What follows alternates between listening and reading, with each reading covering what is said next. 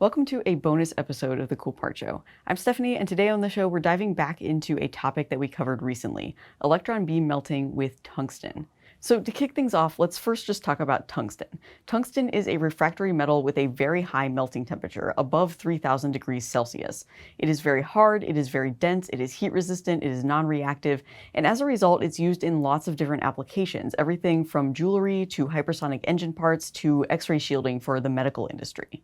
But the catch with tungsten is that it has all these great material properties, but it is difficult to process, difficult to machine or shape into the geometry that you want. Here's Mike Kirka from Oak Ridge National Laboratory. Mike is the group lead for the Deposition Science Technology Group at Oak Ridge. Tungsten, from a machining standpoint, is extremely difficult due to the material in room temperature states is brittle and goes through a ductile to brittle transition as it heats up, but also how it deforms during the machining process. So very low ability to accept deformation, making it difficult to machine conventionally. So while machining of tungsten is possible, a lot of tungsten manufacturing is instead done through a press and sinter process, where you're compacting tungsten powder into a tool, heating it to very high temperatures, and forming it into something like a rod, a sheet, or a very simple geometry.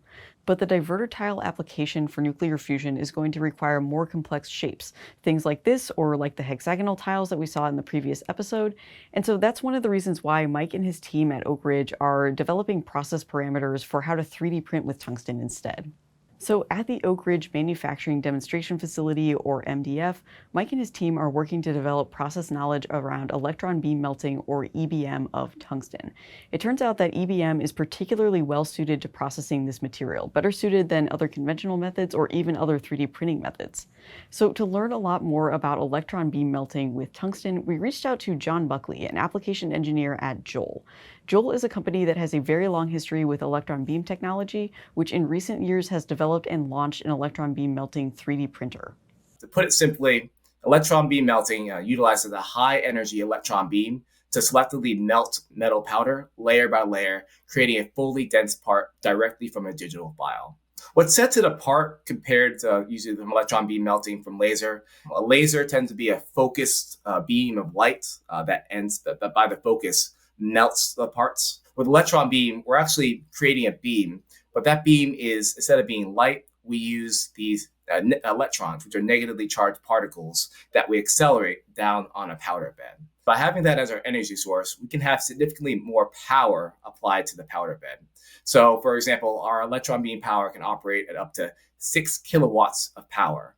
Comparatively, the laser, that tends to be about 500 watts up to 1 kilowatt of power. Another advantage is how we move the beam. We can move the beam upwards of thousands of meters per second because we use electromagnetic coils to control the electron beam movement across the powder bed. Laser tends to use sometimes mirrors to move the laser across, and it tends to be much slower, usually about 10 to 20 meters per second for the speed for laser.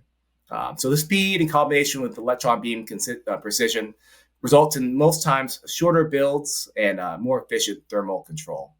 That thermal control is key. As Mike Kirka said earlier, as tungsten changes temperature, it goes through a ductile to brittle transition. And so to successfully 3D print with this metal, you need to be able to precisely control the thermal conditions. EBM makes that possible through one of the key components of the process, the preheat. Electron beam melting is considered, and best way to describe it is a hot process. Because we use a high power and high speed beam, we have the capability to preheat our powder bed by defocusing the electron beam and scanning that electron beam across the powder bed, semi-sintering the powder particles together. In addition, because we're also in a vacuum environment when we're melting, it really prevents oxygen exposure from the actual build while it's going on, which can reduce or eliminate oxidation and prevent defects from occurring. In addition to that, what is unique to our process, that preheat process step, that in which we scan the electron beam across the powder bed in order to increase that powder bed temperature. With tungsten, we increase that powder bed temperature to 1600 degrees C. And that is essential for the additive manufacturing of tungsten because it keeps the tungsten material in the process above the ductile to brittle transition temperature. which helps greatly reduce the thermal gradients and helps eliminate microcracks and defects that could occur in the microstructure after the process has been completed. JEOL has also found another advantage of electron beam melting for working with this material. Remember that tungsten is very dense enough that it can be used for X-ray shielding, and that means that one of the go-to methods for inspecting 3D printed parts, CT scanning, doesn't work all that well. But because electron beams are also used in applications like microscopes, JEOL has figured out a way to make its machine do double duty to both print and inspect the part as it grows. We're actually able to perform layer by layer verification of potential defects while we are printing tungsten, essentially using our electron beam as a scanning electron microscope with every layer. It only adds a couple of seconds in order to potentially characterize defects, but also is comparable in quality and in the amount it can detect to CT scanning. So there are multiple aspects of the EBM process that make it a good match with tungsten. But like any other material, once you get it into an additive process, there are going to be some quirks, there are going to be some challenges to work through as well.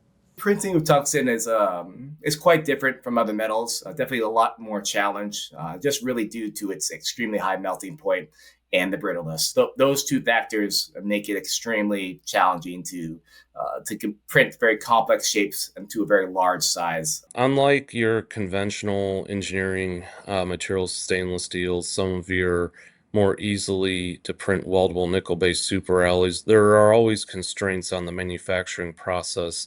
Ever more so with tungsten, some of these difficult to process materials where there's an inherent relationship between geometry and processing parameters. That tie between material properties and design is something that JEOL has been exploring, also with regard to nuclear fusion. They designed and 3D printed this part out of tungsten as a demonstrator of how this process could be used to manufacture divertor tiles. This tile has a different design than the one that we saw in the previous episode. It has these bolt holes on the bottom, and it was designed to be used with a remote handling system. JEOL is experimenting with designs like this because they see nuclear fusion as a potentially promising application for electron beam melting. When we looked at that divertor tile and designed it, we used it to specifically address these challenges and demonstrate JEOL's capability in producing critical components for nuclear fusion applications. So fusion reactors, particularly in the divertor section, which is near the bottom of the fusion reactor in tokamaks, experiences immense heat fluxes in harsh conditions. But tungsten is very suited for those environments due to its extremely high melting temperature and exceptional thermal properties. With conventional manufacturing, it severely limits the complexity of components that can be produced. With the one you have in here, that tungsten tile, having that 3D printed, we can design exactly the shape that we're looking for. We can optimize that shape and geometry to have enhance the heat dissipation, the durability, and the structural integrity of those divertor tiles to make them last longer and to be more withstanding of those heat fluxes within the nuclear fusion reactors. In the future, we're also looking at things such as internal cooling channels and other AM-focused design features for items such as these to further optimize the performance of printed tungsten. So again, there is more development to be done before 3D printed divertor tiles are used in a functioning nuclear reactor. But this pairing of electron beam melting with tungsten could potentially have a big impact. Electron beam melting technology opens new possibilities for nuclear fusion because it enables the production of materials that were maybe considered impractical or nearly impossible to manufacture.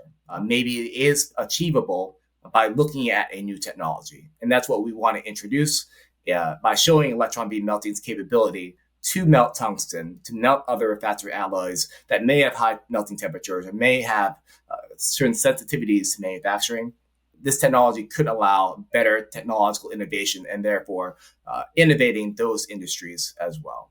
So really the concept is giving engineers more freedom to design with tungsten and other alloys such as tungsten without being held back by traditional manufacturing limits. That freedom will allow further advancements to those technologies such as nuclear fusion and with time help drive growth in these industries.